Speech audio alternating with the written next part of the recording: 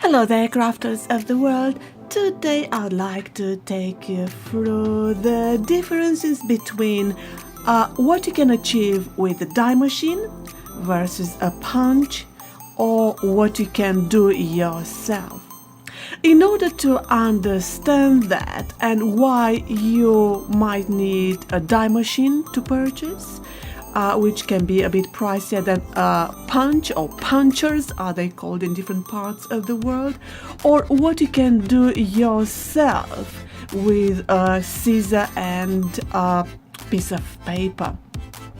So in order to analyze this, I have to take you through different things and what you can achieve with all these mentioned earlier on. So let's take you through edges. So yes, clearly you don't need a die machine to achieve an edge. You can do this by either keeping a straight edge, and you can distress it, as you'll see in a second, with a distresser, and then apply some distressing ink at the edge, like Tim Holtz or anything else. Or you can use a punch in order to distress the edge, as you can see on this book card, as I call it, or on the floral card on the left hand side, or even the mid card, the silverish one. So clearly these are types of edges you can achieve with a punch. Moving on, what I will take you through is how to do your flowers.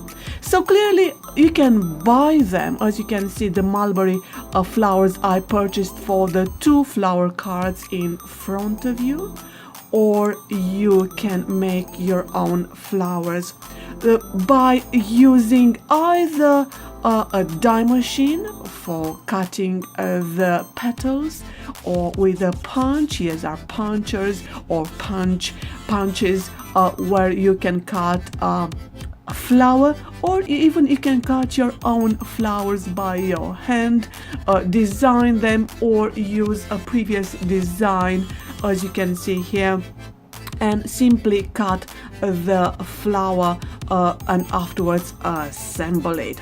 So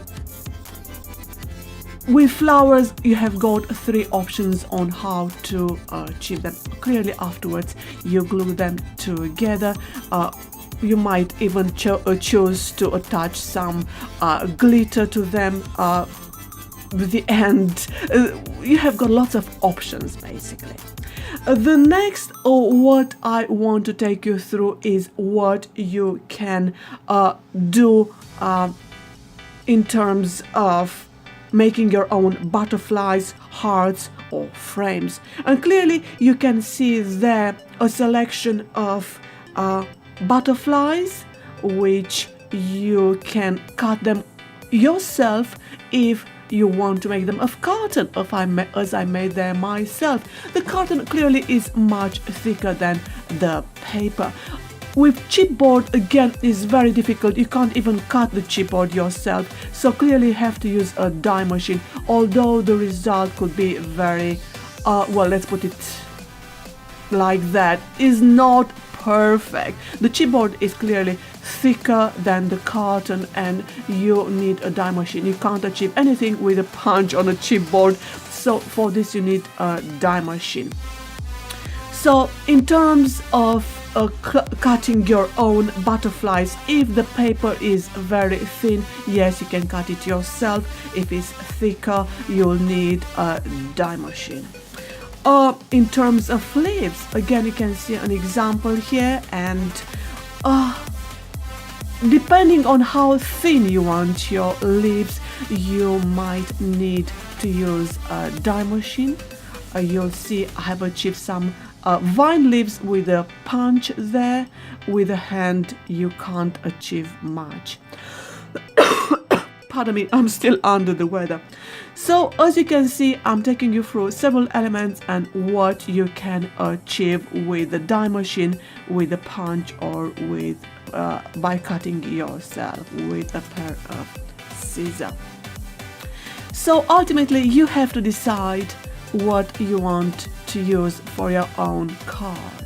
Clearly, if you want a little bit of sophistication in your cards, you'll need to use a die machine, and this die machine can be found on the market starting from like 30, 40, 50 pounds.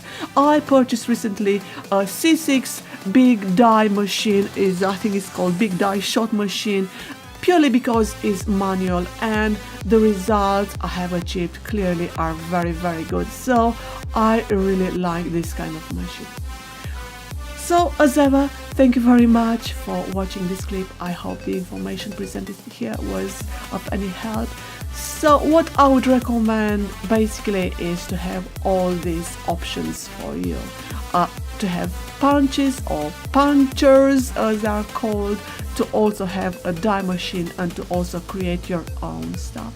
So thank you for watching this clip and have a very nice day. Bye.